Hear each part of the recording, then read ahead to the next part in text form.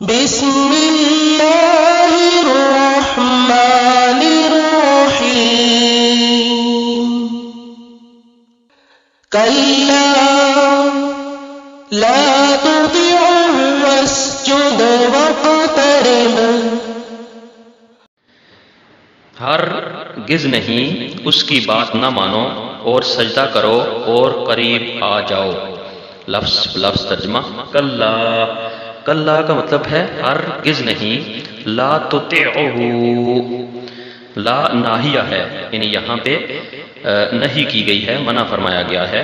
تطعه، ہو کی ضمیر ابو جہل کی طرف ہے، تو تطعه یعنی اس کی اطاعت نہ کریں، اس کی پیروی نہ کریں۔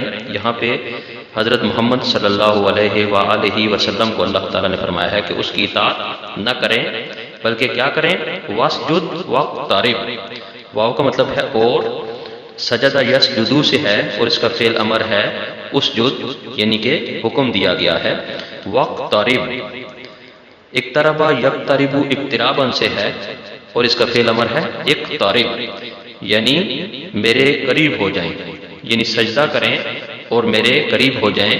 یعنی سجدہ بذات خود اللہ تعالیٰ سے قرب کی نشانی ہے، یعنی سجدے کے ذریعے اللہ تعالیٰ کا قرب نصیب ہوتا ہے۔